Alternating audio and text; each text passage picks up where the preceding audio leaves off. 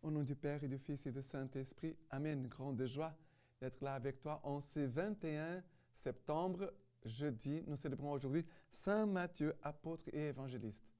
Et ça tombe bien parce que chaque jeudi, nous prions spécialement pour l'Église, pour notre pape, pour les évêques, pour les prêtres, pour les vocations, pour les séminaristes. Vraiment pour que nous puissions être gardés dans l'unité, dans la vérité de notre foi catholique et aussi dans cet amour envers Jésus dans l'Eucharistie. D'accord? Voilà, la première lecture d'aujourd'hui, c'est Éphésiens chapitre 4, à partir du verset 1er. Je vous exhorte donc, moi, les prisonniers, dans le Seigneur, à mener une vie digne de l'appel que vous avez reçu, en toute humilité, douceur et patience. Supportez-vous les uns les autres avec charité. Appliquez-vous à conserver l'unité de l'esprit, par ces liens qu'est la paix. Il n'y a qu'un corps et qu'un esprit, comme il n'y a qu'une espérance au terme de l'appel que vous avez reçu. Un seul Seigneur, une seule foi, un seul baptême, un seul Dieu et Père de tous, qui est au-dessus de tous, par tous et en tous. Et après le verset 11. Cependant, chacun de nous, a reçu sa part de la faveur divine, selon que le Christ a mesuré ses dons. C'est lui encore qui a donné aux uns d'être apôtres, à d'autres d'être prophètes, ou encore évangélistes, ou bien pasteurs et docteurs, organisant ainsi les saints pour l'œuvre du ministère, en vue de la construction du corps du Christ, au terme de laquelle nous devons parvenir tous ensemble à ne faire plus qu'un dans la foi et la connaissance du Fils de Dieu, et à constituer cet homme parfait dans la force de l'âge qui réalise la plénitude du Christ. Alors ici, Saint Paul qui nous exhorte à nous tous, et Paul, il est prisonnier, il est dans la prison. Et il écrit en disant, je vous exhorte dans le Seigneur à mener une vie digne de l'appel que vous avez reçu. Nous tous, nous avons reçu un appel à la fois à être chrétiens. Nous sommes tous chrétiens. C'est la vocation commune à nous tous. Nous sommes enfants de Dieu. Nous sommes enfants de l'Église. Nous devons rendre un bon témoignage de notre foi, de notre appartenance à notre Église catholique. Nous devons mener une vie digne de l'appel que nous avons reçu.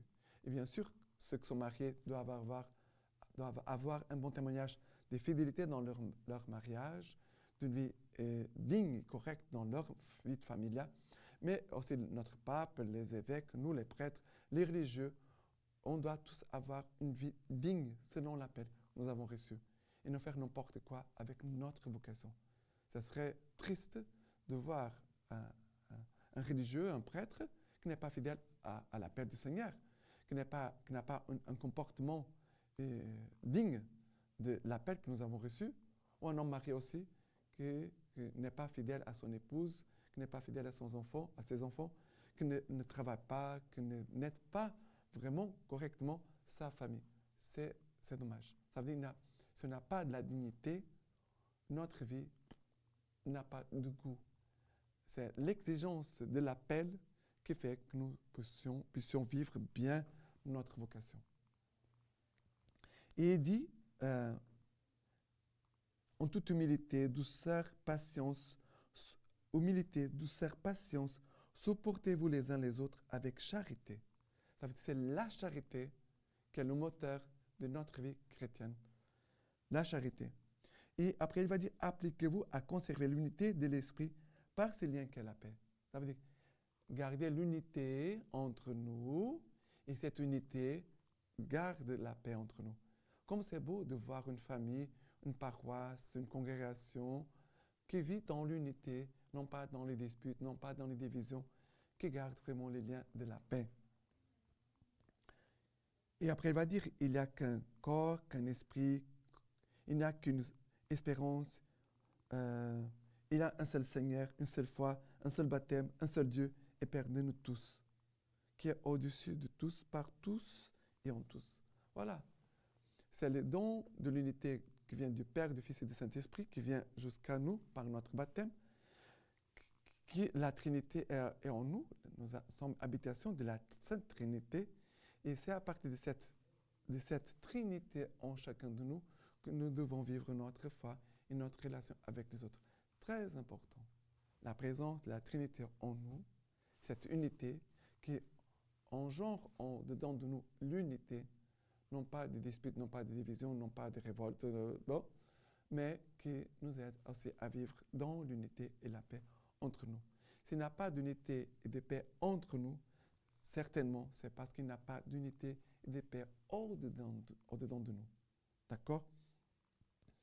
Que nous puissions vraiment rendre grâce au Seigneur et à la vocation que le Seigneur nous a fait. Ici, il dit, le Seigneur a appelé les uns à être apôtres, d'autres prophètes, d'autres évangélistes, d'autres pasteurs, d'autres docteurs, des saints. Nous sommes tous appelés à être saints, en effet. C'est cela le plus important. Est-ce que le fait d'être prêtre, c'est une garantie pour que je puisse aller au ciel? Le fait que je suis religieux, c'est une garantie que je vais au ciel. Qu'est-ce qui me permettra d'un jour d'aller au ciel? C'est la sainteté. Notre vocation commune à nous tous, c'est d'être enfants de Dieu, frères en Christ, et aussi d'être saints. Et c'est cet amour fraternel, cette charité, cette paix que nous devons garder. Et pour la garder, cela va nous demander d'efforts de sainteté. D'accord? Voilà. Et maintenant, le psaume d'aujourd'hui, c'est le psaume 19, à partir du verset 2. Les cieux racontent la gloire de Dieu et l'œuvre de ses mains, le firmament l'annonce. Le jour au jour, on publie les récits, et la nuit à la nuit transmet la connaissance. Non point récit, non point langage, nulle voix qu'on puisse entendre, mais pour toute la terre, on ressorte les lignes et les mots jusqu'aux limites du monde. Voilà. Que le Seigneur, que cette voix, il dit, non point de récit, non point de langage, nulle voix qu'on puisse entendre, mais pour toute la terre, on ressorte les lignes. Cette voix, c'est la voix du Christ que nous écoutons, que cette voix puisse vraiment avoir en nous tout accueil et toute correspondance. Accueillir et correspondre. Et cette voix qui nous dit, ici nous dit, nulle voix qu'on puisse entendre, que cette voix puisse être entendue par notre voix, par nos actions, par notre présence. Nous sommes appelés à devenir l'évangile du Christ vivant. Et là, l'évangile ici, écrit sur ce livre, la Bible, mais nous sommes appelés à devenir l'évangile vivant du Christ qui se donne à connaître aux autres. D'accord? Et l'évangile d'aujourd'hui, c'est Matthieu chapitre 9, à partir du verset 9. Étant sorti, Jésus vit en passant un homme assis au bureau de la douane, appelé Matthieu, et lui dit, « Suis-moi ». Et s'élevant, il les suivit. Comme il était à table dans la maison, voici que beaucoup de publicains et des pécheurs vinrent se mettre à table avec Jésus et ses disciples. C'est qu'ayant vu, les pharisiens disaient à ses disciples, « Pourquoi votre maître mange-t-il avec les publicains et les pécheurs ?» Mais lui, qui avait entendu, dit, « Ce ne sont pas les gens bien portants qui ont besoin des médecins, mais les malades. Allez donc apprendre ce qui signifie, c'est la miséricorde que je veux, et non les sacrifices. En effet, je ne suis pas venu appeler les justes, mais les pécheurs. » Alors, ici Jésus dit, je suis en effet appelé non pas les justes, mais les pécheurs. Jésus est venu t'appeler à toi et à moi. Il nous a confié une vocation. Jésus nous a appelés. Et ici, c'est le cas de Lévi, Matthieu. C'est la même personne. Que Jésus passe, Jésus les regarde, Jésus l'appelle, suis-moi. Une seule parole a produit un effet tout de suite dans le cœur de Matthieu. Cette parole a été entendue, elle a été accueillie, et Matthieu a tout de suite répondu en se levant. La réponse de Matthieu, c'est de suivre. Il a obéi à la voix. Ça veut dire qu'il va mettre en pratique tout de suite la parole qu'il a entendue. Le Seigneur, comme ce serait merveilleux qu'on puisse répondre tous de la même rapidité. Matthieu a répondu rapidement à l'appel, à la voix du Seigneur. Nous puissions aussi écouter la voix du Seigneur et que nous puissions répondre rapidement. Souvent, nous sommes lents à nous convertir, lents à croire, lents à mettre en pratique. Mais que l'Esprit Saint soit notre rapidité, que l'Esprit Saint puisse vraiment nous aider à écouter, à accueillir et à répondre à l'appel du Seigneur. D'accord? Et ici, Jésus a fait miséricorde à Matthieu. C'est la miséricorde que je veux, non pas les sacrifices. Pourquoi Jésus dit non, c'est la miséricorde que je veux? Parce que Jésus veut la miséricorde, parce que c'est la miséricorde qui nous sauve. Jésus a appelé Matthieu par la miséricorde. Jésus t'a appelé à toi, à moi, par miséricorde. On n'a pas aucun mérite. On n'a pas de mérite. Le mérite appartient à Dieu. Mais Jésus, il attend aussi des sacrifices. Mais un sacrifice fait par amour. Non pas un sacrifice seulement extérieur, vide. Parce que ici, les publicains, ici, les pharisiens et les publicains, ils disaient du mal de Jésus. Ils faisaient des sacrifices, mais c'était des sacrifices vides. Ils n'avaient pas d'amour envers Dieu. Ils sont, ici, les pharisiens qui vont dire, mais votre maître mange-t-il avec les publicains et les pécheurs? Mais comment est-ce possible ça? Non. Ils devaient se réjouir. Heureusement que notre maître mange avec les publicains et les pécheurs. Et il est là pour les convertir, pour les aider à sortir de leurs péchés, à les faire grandir, à faire avancer. Jésus, vraiment, il est le médecin, vient guérir nos blessures. Et non pas les blessures seulement du corps, parce que les blessures du corps, bien sûr, elles peuvent être graves, parce que si j'ai une maladie grave, je peux mourir.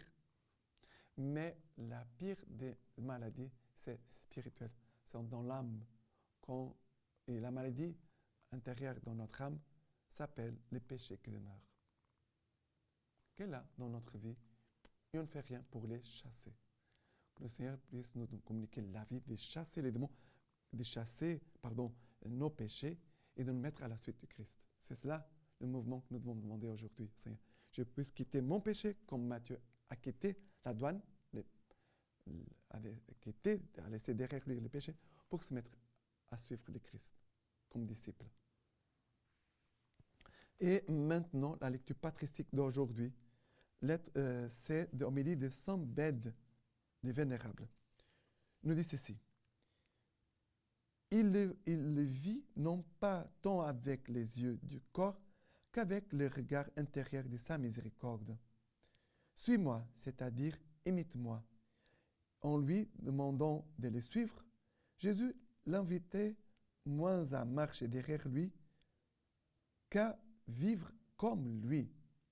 C'est que le Seigneur, qui l'appelait de l'extérieur par sa parole, le touchait au plus intime de son âme en y répandant la lumière de la grâce spirituelle. Cette lumière devait faire comprendre à Matthieu que celui qui l'appelait à quitter les biens temporels sur la terre était en mesure de lui donner dans les cieux un trésor incorruptible. Maintenant, je vous laisse la bénédiction par les mains toutes pures de la Vierge Marie. Que Dieu Tout-Puissant vous bénisse et vous garde, le Père, le Fils et le Saint-Esprit. Amen.